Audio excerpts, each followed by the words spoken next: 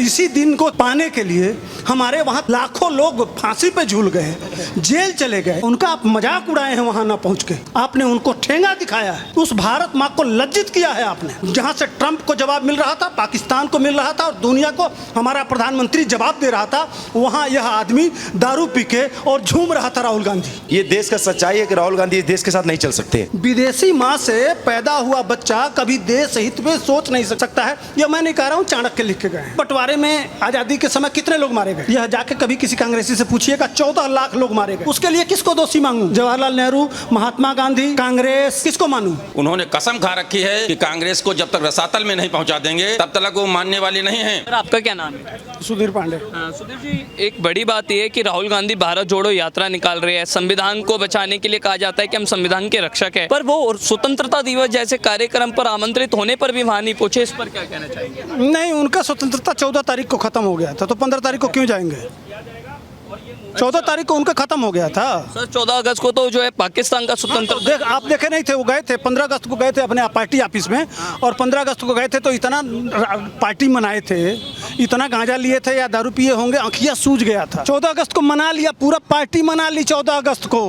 वो जिसके लिए काम करते हैं, जिनके एजेंडे पे वो काम करते हैं, उनका फोन आया था एक दिन पहले, चीन से फोन आया होगा, पाकिस्तान से फोन आया था, वो मना लिए थे। तो 15 अगस्त को कहे जाएंगे? कौन सा तिरंगा उनका? लाल किले से क्या मतलब है उनका? सर, आप ये बात कैसे कह सकते हैं? कांग्रेस पार्टी के नेता तो कहते हैं हमने भारत को आजादी दिलाई। भारत का तिरंगा जो है कांग्रेस पार्टी के लीडर्स ने जो है लहराया सबसे पहले। अच्छा, तो एक बात बताइए, जवाहरलाल नेहरू के समधी कौन थे? जगत प्रकाश मुल्ला, जगत नारायण मुल्ला। कौन थे जानते हैं? चंद्रशेखर आजाद, राम प्रसाद बिस्मिल, बटुकेश्वर दत्त। इन सारे लोगों को फांसी दिलाने वाले जगत नारायण मुल्ला जवाहरलाल नेहरू के समधी सरकारी अंग्रेजों के वकील थे, जिन्होंने फांसी दिलाया। तो ये किससे लड़ रहे थे? मैंने जवाहरलाल नेहरू के समधी हमारे क्रांतिकारियों को अंग्रेजों के वकील बनके और मुकदमा लड़ रहे थे। 500 रुपया रोज उस जमाने में रोज मिलता था, अंग्रेज देते थे, तो ये अंग्रेज आजादी की लड़ाई लड़ रहे थे। अच्छा, इतने सारे क्रांतिकारी थे। एक बात बताइए, जवाहरलाल नेहरू वकील थे, बैरिस्टर थे, उनके बाप भी बैरिस्टर थे। तो ये जो हमारे आजादी जो हमारे क्रांतिकारी थे, उनका मुकदमा गांधी जी वगैरह क्यों नहीं लड़े? क्यों उनको फांसी हो गई? क्यों नहीं गए? अरे उनको आतंकवादी घोषित किए थे भाई साहब। ये इसी को आजादी कहते हैं, यही आजादी लड़ना है कि चरखे से आजादी हुई। भाई साहब, या जिस जेल में बैठे हुए थे, जेल में कभी गए हैं? वहाँ बैठ के किताब लिख रहे थे। उस समय कूलर था, कपड़े इनके बाहर से धुल के आते थे। नहीं, इंग्लैंड से नहीं, इसी देश में बाहर से कपड़े धुल के आते थे रोज। इनके लिए 4-4 नौकर रखे गए, 4-4 नौकर रखे गए थे जेल में। इसी को जेल कहते हैं। अच्छा, चलिए, इन सबके साथ साथ पीएम ने आरएसएस की बात लाल किले से कैसे कर दी? कांग्रेस पार्टी इस पर ही जो है सवाल खड़े कर रही है। वो कह रही है कि आरएसएस तो वो संगठन है जिसने गोडसे को पाला और गांधी को मरवाया। फिर आप इस पर क्यों नहीं बात करते? अच्छा, गांधी को मरवा दिया, क्यों मरवा दिया? अच्छा, गांधी को मार दिया, गोडसे तो मरवा दिया, तो वो दोषी है। लेकिन भारत बंटवारे में आज़ादी के समय कितने लोग मारे गए, यह जाके कभी किसी कांग्रेसी से पूछिएगा। 14 लाख लोग मारे गए। उसके लिए किसको दोषी मांगू? जवाहरलाल नेहरू, महात्मा गांधी, कांग्रेस, किसको मानूं?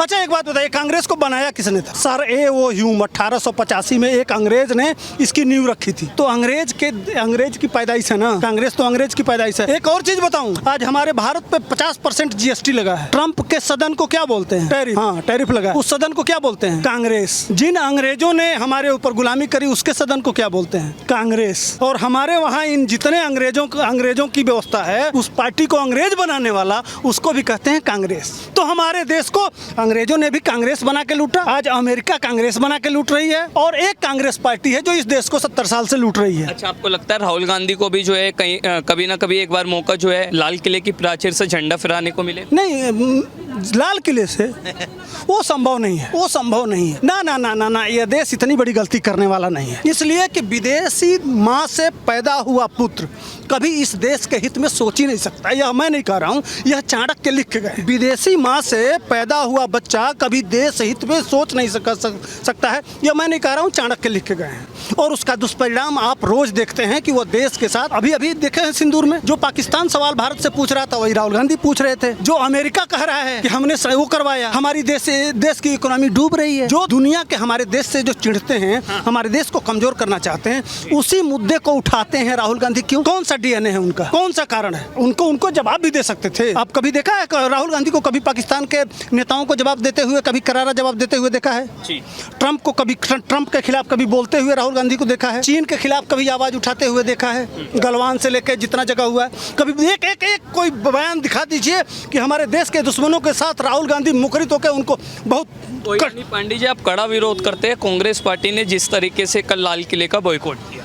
नहीं, विरोध करना ही चाहिए भाई, इससे बड़ा दिन नहीं है। हंसते हंसते इसी दिन को पाने के लिए हमारे वहाँ तमाम लोग, लाखों लोग फांसी पे झूल गए, जेल चले गए। उनका आप मजाक उड़ाए हैं वहाँ ना पहुँच के। आपने उनको ठेंगा दिखाया है, उस भारत माँ को लज्जित किया है आपने। जहाँ से ट्रंप को जवाब मिल रहा था, पाकिस्तान को मिल रहा था और दुनिया को हमारा प्रधानमंत्री जवाब दे रहा था, वहाँ यह आदमी दारू पी के और झूम रहा था राहुल गांधी।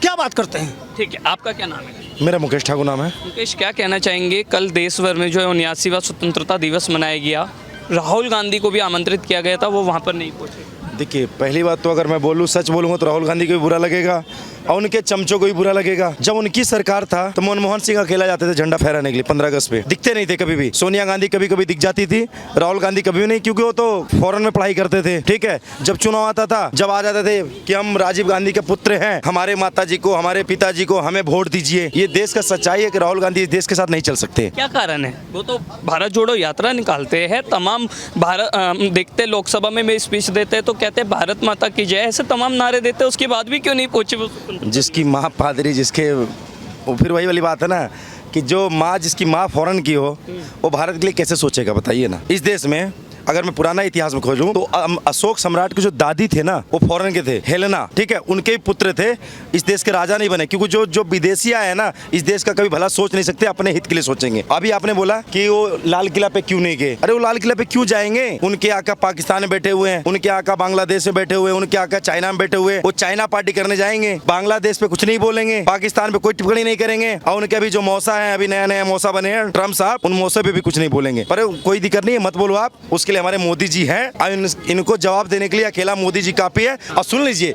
इस बार जो लाल किला पे जो मोदी जी भाषण दिए है ना, ये बहुत बड़ी बात है। जो बात बोले है ना, जब तक बीजेपी सरकार है, जब तक कांग्रेस कुछ नहीं मिलने वाला, और राहुल गांधी हमेशा सपना ही देखेंगे पीएम का, बाकी देश की जनता कभी नहीं बनाने वाला, पिन को पीएम नहीं बनाने वाला। और ये मुद्दा उठाते हैं ईवीएम पे कि पब्लिक इनको डबल वोट देता है। जब ईवीएम सेटिंग है तो इनको वोट चोरी करने की क्या जरूरत है? राहुल गांधी ये पहले कंफर्म कर लें कि जब बीजेपी के पक्ष में चुनाव आयोग ईवीएम सेटिंग कर रखे हैं तो इनको वोट चोरी करने का भी क्या जरूरत पड़ता है? जो वोट डबल वोट बना रखे हैं, मोदी जी जो वोट कटवा रहे हैं ना, इनको दर्द हो रहा है कि मेरे बांग्लादेशियों भाई को क्यों कटवा रहे हैं, रोहिंग्या मुसलमान के क्यों कटवा रहे हैं, और जो डबल वोट देते थे उनका क्यों कटवा रहे हैं। अब मुद्दा ये कहाँ से उठाए? देखिए, आप बात कर रहे हैं रोहिंग्या और बांग्लादेशियों के जो वोट काटे जा रहे हैं, उस पर प्रधानमंत्री ने जोरदार जवाब कल जो है लाल किले की प्राचीर से भी दिया, पर कांग्रेस कह रही है सब एक ड्रामा है, ड्रामे की तरह जो ये काम किया। ड्रामा तो ये भी था, इनको कश्मीर में भी दिख रहा था, पंडितों को मरवा दिए, ये भी ड्रामा दिख रहा था। इनके पास पावर सत्ता रहने के अनुसार भी कश्मीर के पंडित लोग मरे। अभी इनका गठबंधन में सरकार है बंगाल के अंदर, कैसे दलितों को मारा गया संदेश खाली में, ये भी इनको मजाक लगेगा। हमेशा इनको मजाक लगता है। कन्हैया कुमार को कत्ल कर दिया गया, इनको मजाक लगता है, ड्रामा लगता है। ये कांग्रेस ये है कि अपने फायदा के लिए ना, अपने फायदा के लिए इस देश का कुछ भी हो जाएगा, इनको फर्क नहीं पड़ने वाला, बस इनको चाहिए सत्ता। सत्ता सिर्फ इनको प्यारा और कुछ भी प्यारा नहीं है। आप डेमोक्रेटिक चेंजेस की बात कर रहे थे, बताइए। डेमोग्राफिक चेंजेस के जैसे मोदी जी ने बोला कि हुआ है, और बिल्कुल हुआ है। आप एक बात बताइए, एक्साइज चीन देने वाला कौन, पीओके देने वाला कौन, तमाम चीज मानसरोवर देने वाला कौन, ये सब देखिए, ये सब चीज़ें हैं ना कि देने वाला कौन थे।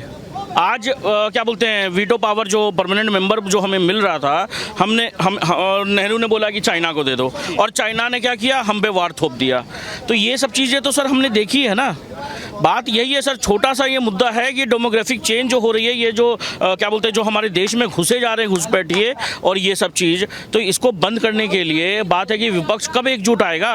विपक्ष लेकिन एकजुटता के साथ साथ ये भी कह रहे हैं कि डेमोक्रेटिक चेंजेस की, जैसे आपने बात की, प्रधानमंत्री ने सब बोला, वो कह रहे हैं कि एक नई दिशा में जो है प्रधानमंत्री की सोच जा रही है, जबकि भारत जो है रेखांकित चित्र में तो नीचे जाता जा रहा है। कहाँ से जो है बदलाव आया? कहीं नहीं सर, ये सब फालतू की बातें हैं सर। उनके हिसाब से तो हम 11वें नंबर से अभी 4थे नंबर पे आए ही नहीं इकोनॉमी पे।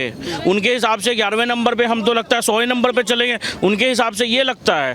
मगर सर उनका देखिए बात है विपक्ष को बस क्रिटिसाइज, देखिए एक होता है ना विपक्ष, एक विपक्ष होता है कि हम सरकार के साथ में खड़े। अगर विपक्ष कुछ गलत करता है तो हम उसको गलत बोलेंगे, मगर ये क्या विपक्ष की अगर कुछ अच्छा भी हो रहा है इस देश में उसमें भी हम टांग खींचेंगे। यही चीज़ है सर, ये विपक्ष को हमें चेंज करना पड़ेगा। अगर ये चेंज नहीं होगी विपक्ष तो सर मुझे नहीं समझ में आता कि हमारा देश कहाँ जाएगा। स्थिति ऐसी आ गई है कि राष्ट्र निर्माण में राष्ट्र के विरोध में बोलना और उसके विपरीत कार्य करना उनकी आदत हो गई है, और उसी का उन्होंने प्रदर्शन कल गणतंत्र दिवस के अवसर पर करके दिखाया है। उन्होंने कसम खा रखी है कि कांग्रेस को जब तक रसातल में नहीं पहुंचा देंगे तब तक वो मानने वाले नहीं हैं। एक पूंजीपति परिवार से बिलोंग करने के कारण ही आज वो सत्ता के इस मुकाम पर काबिज हैं। अभी तक पैदा होने से लेकर के अभी तक उन्होंने कोई एक ऐसा कार्य नहीं किया है जिससे उनको सांसद मंत्री का पद दिया जाए, लेकिन एक बड़े धनाढ्य परिवार में पैदा हो जाने के कारण ही उनको आज इतने बड़े दायित्व पर और ये संसद के अंदर एलओपी के पद पर दिया गया, और एलओपी के जो कार्य होते हैं, जो कर्तव्य होते हैं, उसके विपरीत कार्य लगातार वो कर रहे हैं और आगे भी करते रहेंगे, क्योंकि सोचने समझने की क्षमता उनके पास नहीं है। वो आज की डेट में अगर हमारा अनुभव कहा जाए तो वो चपरासी बनने के भी लायक नहीं है। राहुल गांधी चपरासी बनने के भी लायक नहीं है, लेकिन वो तो भारत जोड़ो यात्रा निकालते हैं, संविधान को ले आते हुए कहते हैं कि हम संविधान की रक्षा की। भारत को तोड़ा किसने? भारत, वो बात उनके पूर्वजों ने भारत को तोड़ा है, और आज वो आकर के भारत जोड़ने की बात करें। अगर भारत को जोड़ने की जरूरत है तो आप जाइए पाकिस्तान को जोड़िए, आप जाइए बांग्लादेश को जोड़िए। जो जुड़ा है उसको जोड़ने की कोशिश करना बेवकूफ़ी है, ठीक है ना। जो आपके पूर्वजों ने आप देश का नुकसान किया है, देश के टुकड़े किए हैं, अगर वास्तविक में सत्यता है आपकी, आप सभी जानते हैं, इतिहास गवाह है कि अगर जोड़ना है तो जो टूटा हुआ भारत है उसको जोड़िए, जो जुड़ा हुआ है उसको तोड़ने में क्यों लगे हुए हैं। राष्ट्र के जो भी कार्य हैं, जो भी राष्ट्र निर्माण के कार्य हैं, विपरीत उनका वक्तव्य आएगा और सदैव आता रहेगा।